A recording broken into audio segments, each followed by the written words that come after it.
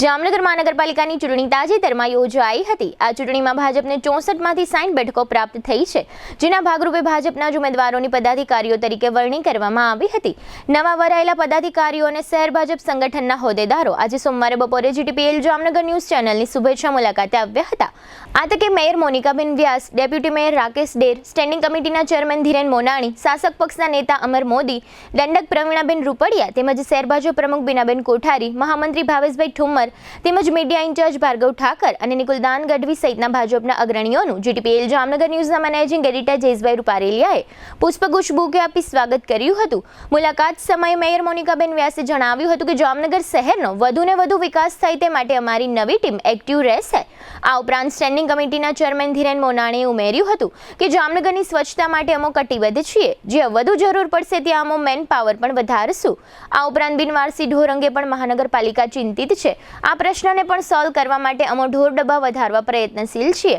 તેમજ શ્વાનના ત્રાસ અંગે પણ પદાધિકારીઓ ચિંતા વ્યક્ત કરી હતી। મેયર મોનિકાબેન વ્યાસે વધુમાં જણાવ્યું હતું કે રોડ રસ્તાના જ્યાં કામ ચાલુ છે તે કામમાં કોન્ટ્રાક્ટરો વિલંબ ન કરે તે માટે અધિકારીઓને તાકીદ કરી છે।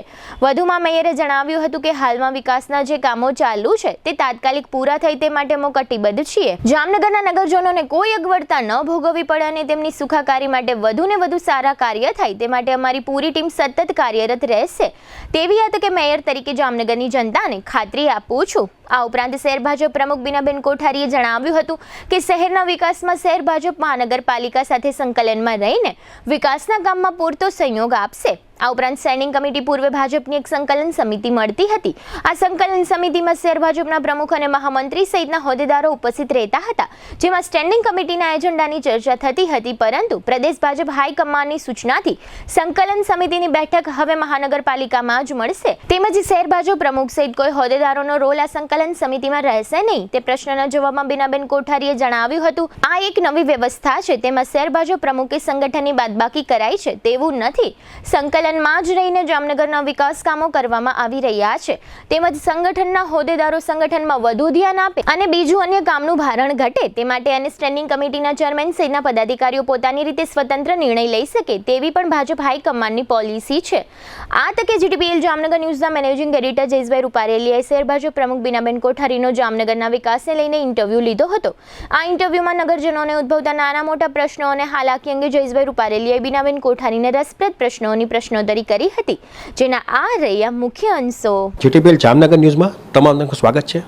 આજે જામનગરના મુખ્ય લોકો જે ભાજપના કેસ છે એવા બીનાબેન કોઠારી અધ્યક્ષ શહેર ભાજપ પ્રમુખ અને ખાસ કરીને બીનાબેન કોઠારીના અધ્યક્ષ પદે આજે એક મીડિયા હાઉસ જેટલા જામનગરમાં નામાંકિત મીડિયા છે એમની મુલાકાત આવ્યા હતા, એટલે જેથી કરીને નવા પદાધિકારીઓ જે આવ્યા છે મેયર મોનિકાબેન વ્યાસ, ખાસ કરીને સ્ટેન્ડિંગ કમિટીના ચેરમેન એવા ધીરેનભાઈ મોનાણી, રાકેશભાઈ ડેર, ડેપ્યુટી મેયર અમરભાઈ મોદી, શાસક પક્ષના નેતા અને દંડક પ્રવીણાબેન રૂપડિયા, આ બધા લોકો આજે મીડિયા હાઉસની મુલાકાતે આવ્યા છે અને ખાસ કરીને એટલા માટે કે પરિચય થાય, એકબીજાના સ્વભાવથી પરિચિત થાય, એકબીજાના 1 to 1 મળવાથી પણ એક જાતની જામનગરના વિકાસમાં એકબીજા કેમ મદદગારી બને એ માટેની એક વાત હતી। અને આજે શહેર ભાજપ પ્રમુખ અમારી જીટીપીએલ જામનગર ન્યૂઝની આ બધા મહેમાનો અમારા ઓફિસના મહેમાન બન્યા છે અને ખાસ કરીને આમ તો ભૂતકાળની વાત કરીએ તો બીનાબેન કોઠારી પણ મેયર પદ પણ એને ભોગવી ચૂક્યા છે અને અત્યારે શહેર ભાજપ પ્રમુખ તરીકે એક્ટિવ છે અને દોડતા છે અને એકદમ નીડર છે, હોશિયાર છે, એટલે પાર્ટીએ એના ઉપર પ્રમુખ પદની જવાબદારી આપી છે। એટલે આપણી સાથે અહીં જામનગર લેવલે આવ્યા છે અને ખાસ કરીને અમારા મહેમાન બન્યા છે, એટલે અમને આમ તો સામાન્ય રીતે અહીંયા કોઈ પ્રશ્નોત્તરી કરવાની જ નહીં, અમે એનું સ્વાગત પણ કર્યું છે અને જામનગરની નાની મોટા વિકાસની નાની મોટી ચર્ચા પણ કરી છે, પણ છતાં આમ જનતાને થોડુંક વધારે પડતું ધ્યાન દોરાય અને અમને જે કંઈ પબ્લિકના જે પ્રશ્નો છે ઉદ્ભવે છે એ આપણે બીનાબેન કોઠારીને પૂછશું કે બીનાબેન જે પ્રમાણે આજે તમે મીડિયા હાઉસની બધી મીડિયા હાઉસની મુલાકાતે આવ્યા છો ત્યાં શું મુખ્ય પ્રશ્નોત્તરી થઈ છે અને લોકો શું મીડિયા તમારી પાસે શું અપેક્ષા રાખે છે? દરેક મીડિયા જે જામનગરમાં જે વિકાસ થયેલો છે એમાં અમારા સહયોગી પણ છે કે નાના મોટા જે પ્રશ્નો હોય છે એ અમારા સમક્ષ ધ્યાન પણ દોરતા હોય છે, પણ જ્યારે જામનગરની વાત આવે, આપણું જામનગર અને આપણે જામનગરમાં વસતા તમામ લોકો એક થઈને જ્યારે જામનગરની સુખ સુવિધા માટે વિચાર કરતા હોય તો મોટાભાગે જે જામનગરની શહેરની સામાન્ય પ્રશ્નો છે કે ઢોરના છે, સફાઈના છે, ટ્રાફિકના પ્રશ્નો છે, એવા બધા પ્રશ્નો અમારી સમક્ષ આવ્યા છે અને બનતા પ્રયત્નો મારી સાથેની જે ટીમ હમણાં જે નવનિયુક્ત થઈ છે એ તમામ 5 પદાધિકારીઓ આ વિશે વિશેષ ધ્યાન આપે એવી મારી પણ લાગણી છે અને મીડિયાની પણ આના માટે લાગણી છે કે જે બેસિક સુવિધાઓ હોય જામનગરની જનતાને જે જામનગર શહેર પૂરું પાડી રહ્યું છે એને વિશેષ એના ઉપર ધ્યાન આપીને આગળ પણ એ રીતે કાર્યવાહી કરે. બેન, ખાસ કરીને જામનગરને ધારો કે નવી ટીમ આવી છે તો એ વિકાસનું કોઈ લક્ષ્ય છે અત્યારે, કોઈ એવું મોટું બજેટ અથવા તો સરકારશ્રીને કંઈ રજૂઆત એવી કરી છે કે આપણે જામનગર લેવલ કંઈક નવા બજેટથી નવો વિકાસ થાય? બજેટ ફેબ્રુઆરીમાં આપણે મંજૂર કર્યું ત્યારે 1600 કરોડ હતું અને રાજ્ય સરકાર તરફથી અને કેન્દ્ર સરકારની પણ વિશેષ ગ્રાન્ટો મળતી રહે છે નવા પ્રોજેક્ટો માટે. એટલે આવનારા સમયમાં પણ જામનગરમાં જે શહેરમાં જે જરૂરિયાત હશે, જેમ આપણે અત્યારે કોમ્પ્લેક્સ બનાવવા કોમ્યુનિટી આખો કોમ્પ્લેક્સ બનાવવા જઈ રહ્યા છે, સાથે જામનગર ફાટક મુક્ત બને એના માટે પણ પ્રયત્નો છે અને એના પણ કામો મંજૂર થઈ ચૂક્યા છે. એટલે આવી જે જરૂરિયાતો ધ્યાનમાં આવશે, ખાસ કરીને નદીની સફાઈ એમાં જે કામ થઈ રહ્યા છે એને વિશેષ વેગ મળે અને એ કામ પણ ઝડપથી થાય અને આવનારા દિવસોમાં એમાં પણ કંઈ જરૂરત હશે તો જરૂરથી એવા પ્રોજેક્ટો સરકારમાં ધ્યાનમાં મૂકશું. અહીંના લેવલથી જે થઈ શકતા હશે એ પ્રશ્નો પણ અમે અહીંના લેવલથી એનું પણ સોલ્યુશન. જામનગરમાં બેન તમને કહી દઉં, છેલ્લા ઘણા વર્ષોથી એક તો ઢોરનો જે ત્રાસ છે એ ત્રાસમાં મહાનગરપાલિકા બજેટ ઊંચું વાપરે છે, પણ એનું જે નિરાકરણ આવવું જોઈએ એ પ્રમાણે જોવા નથી મળતું અને ખાસ કરીને કઈ રીતે આખી વાત નથી બનતી એનું એક ચિંતાનો વિષય છે આપણા બધા માટે. ચોક્કસ એ જે ઢોરની સમસ્યા છે ચિંતાનો વિષય તો છે જ અને ખાસ કરીને જે કૂતરાઓની શ્વાનોની સમસ્યા છે એના માટે જે ખસીકરણ પ્રોગ્રામ છે એ કોર્પોરેશન દ્વારા ગત વર્ષે મંજૂર કર્યો હતો અને અવિરતપણે એને 6 થી 7 વર્ષ કરવો પડે ત્યારે ક્યાંક થોડે ઘણે મદંશે સમસ્યાનું નિરાકરણ થાય.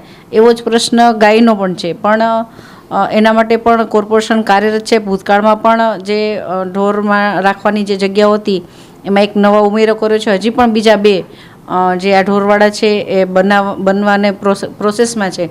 અને બીજી જે સારી સેવાભાવી સંસ્થાઓ હોય, જે પાંજરાપોળો, ત્યાં પણ અહીંથી આપણે અહીં ઢોરનું ત્યાં ટ્રાન્સફર કરીએ છીએ, એના માટે ખર્ચ પણ આપીએ છીએ.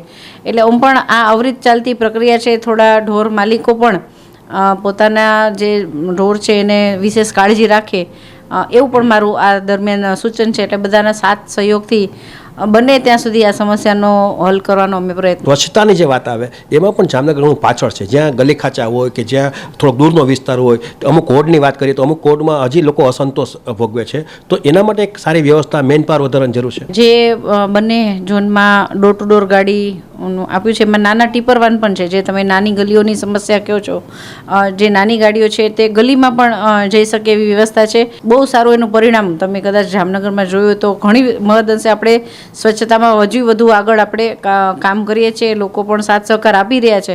હવે એ પણ લોકો સમજે છે, પોતે જ જે પોતાના આંગણે જે ગાડી આવે છે ડોર ટુ ડોરવાળી, એમાં જ આ કચરો નાખે છે. જે કોમર્શિયલ કોમ્પ્લેક્સો છે અથવા જે હોટલો છે એના માટે અલગથી આવી વ્યવસ્થાઓ આપણે પણ એની ગાડીઓની કરી છે. એટલે લગભગ આવનારા સમયમાં લોકો પણ સાથે રહેશે અને આ રીતે તંત્ર પણ જો સારું કામ કરશે તો જામનગર ઘણું સ્વચ્છ થઈ શકે એવું મારું માનવું છે. રોડ રસ્તાની વાત કરીએ તો રોડ રસ્તામાં પણ એકદમ ધીમી ગતિએ કામ ચાલે છે અને જેથી કરીને લોકો ખાડા કરી જાય છે અથવા સિમેન્ટનો રોડ કરવાનો ત્યાં ખાડા કરી જાય, ત્યારે પબ્લિકને પણ હાલાકીમાં પણ બહુ મુશ્કેલીનો સામનો કરવો પડે. આની સૂચનાઓ 5 પદાધિકારીઓ પણ આપી છે કે કોન્ટ્રાક્ટરો ખૂબ ઝડપથી કામ કરે, મેન પાવર વધારે.